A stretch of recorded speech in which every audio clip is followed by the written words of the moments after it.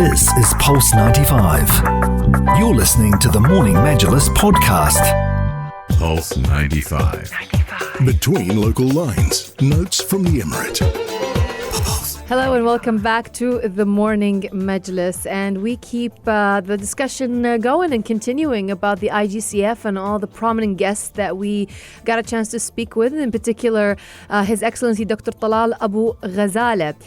He is the chairman and founder of the international Jordan-based organization, the Talal Abu-Ghazaleh organization. He is dubbed as the godfather of Arab accounting, and he has been credited for promoting the significance of intellectual property in the Arab region. And he had an inspirational speech as well. He shared his inspiring story on overcoming challenges which seemed impossible to many, really. And also he talked about the role of communication in spreading, building on, and utilizing his journey to achieve a larger impact on societies. And Ahmed, you spoke with His Excellency Talal Abu-Ghazaleh. Yeah, I mean, one of the key highlights of his presence at the International Government Communication Forum is teaching innovation. Because in his organization, he's quite involved in training and education and helping young people adopt, say, a different mindset. In my conversation with him, he was very critical of the education system, not just here, but everywhere around the world for the most part. And he cited a lack of creativity, that we're driven to just memorize and pass tests, and that we don't do enough to instill the creative seed in our young generation. And that was the first point of discussion that I've had with him, and that's where the conversation will take off. So here is Dr. Talal Abu-Ghazaleh on the state of education and how we can change that moving forward. So if I were to ask you about how important this man is from a non-Arab perspective, because I'm pretty sure he would be well known, is he kind of a big deal? Who is he? Do you reckon? I see you looking at Rania for an answer here. here. Sorry. We're looking for both Yes, of you. absolutely. He's a very important figure. Oh, okay. Look, I mean, the organization has been around for quite some time. In the Arab world, it is an important organization in the sense that, Rania has elaborated on the work that they've done. Right. And if you'd like to hear some more from the interview that I've had with him on education, here is what he had to say. This age, the Industrial Revolution, the fourth Industrial Revolution, the knowledge revolution, is the revolution of innovation. And to start with, I just want to confirm that I do what I believe in, and I don't just speak it out and leave it to be done by others. I have started this year the first school of its kind, the first college of its kind in the world, where the College of Talal Abu-Ghazaleh College for Innovation, where students are there to innovate, not to learn, not to memorize. Our educational system is so bad. It focuses only on one thing: examining your ability to memorize. And what exams are memorization tests, nothing more. And in Talal Abu-Ghazaleh College for Innovation, students do not sit for exams. They don't sit for the exams, they sit for inventions. No student will graduate unless he comes up with an innovation. There is no final exam. The final exam is the innovation. I'm trying to lead a trend or a thought or a culture of innovation. And this is starting to be visible, but it's already very visible. Look at the world arena. The largest companies of the world today are not banks, are not real estate, not anything, industry. They are knowledge companies. The Google's like, the Amazon like, the Microsoft like, etc., etc. All of these organizations are innovation creators. And imagine a company in 10 years can become 1 trillion worth. No country in 10 years, no matter what, even the United States of America or China, could not in 10 years become 1 trillion. It took hundreds of years to build up to it. But these 5 major companies, knowledge companies, now are equal to half the wealth of the entire world. Wealth. There is nothing in the world. Wealth creation source now is only knowledge creation.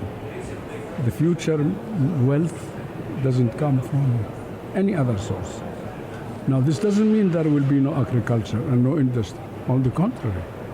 But there will be agriculture using information technology and, as of now, artificial intelligence.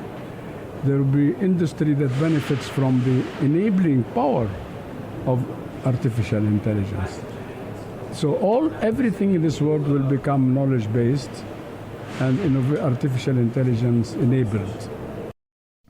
Well, after we take a bit of okay, the word, I don't want to say that word, but okay, moving on. We're gonna come back after this, and Talal Abu-Ghazaleh will talk to us all about harnessing that creative mindset and really just finding innovation out of your surroundings. And this is a pretty remarkable conversation that's coming up, because he looked at the coffee cup and said there was a critical flaw with it and that he could patent an invention. So literally, in my conversation with him, he came up with a new invention. So stay tuned to Pulse 95 for that conversation and more. Pulse 95. Between local lines. Notes from the Emirate. Good morning. Welcome back to the Morning Majlis as we resume my conversation with His Excellency Dr. Talal Abu-Ghazaleh, the founder of the Talal Abu-Ghazaleh organization. He's got quite the resume, and to sum up his work, he's been extensively involved in the world of education, on innovation training, financial services, and intellectual property. And among the positions that he's been involved in, he was the chairman of the Arab Coalition of Services.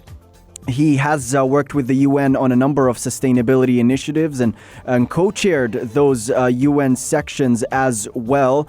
And he spoke to me about how we could harness our environment to find creative inventions. And what's interesting about this conversation is he noted that the coffee cup had a critical flaw, and that he could patent something with it and invent something entirely different to improve the coffee cup. And it's just a way to highlight the fact that all around us, there are problems that when you look closely, you can find that solution. So here is His Excellency Dr. Talal Abu-Ghazaleh on the ways we could harness that creative mindset. If you see, and I always tell my people and my staff, if you want to succeed, like in any successful business, if you want to become like Google, don't become like Google. Invent something which is better than Google. Use Google as a stepping stone. The important thing in order to achieve is not to imitate or copy the best that there is in the world. Unfortunately, that culture, another bad culture, is that we are used to looking at what is best and trying to do the same. I never did that. I always look to find out what's the best and how I can become better than the best. If you try to always have this edge of having invented something, and intellectual property taught me this principle even more, because what is invention? What is innovation? When we say China every year registers 500,000 inventions. Do you hear of 500,000 new things? Not 10 new things. But by the definition of WIPO, which is the UN Intellectual Property Organization, on which I served on the board as well. I served practically on every international organization in the knowledge world and in the UN. But in that organization, definition of invention or innovation is any improvement on an existing invention which makes it useful and adds value. So I look at this. I saw when it was brought to me that it was difficult to get this to open. Yeah, you're talking about the coffee lid. Yes. Yeah. there should be a better way than having to struggle with this and using your hand, which may have been infected by something, and then drinking it. I would like to be able to reach the content without using my hand to open it and licking my Yeah. So if I do that, that's an invention. I can do this the same, but only here. I make a change where you can pull something, for example, here, and that's easy. Well, I can pull something and it opens. You should patent this idea. That's a patent. Yeah. That's a patent. That is why. And what the great thing about invention is that technology only moves forward. Look at Panadol. There are about 20 different Panadols in the market. Why? Because a patent is protected only for 20 years, not like a trademark.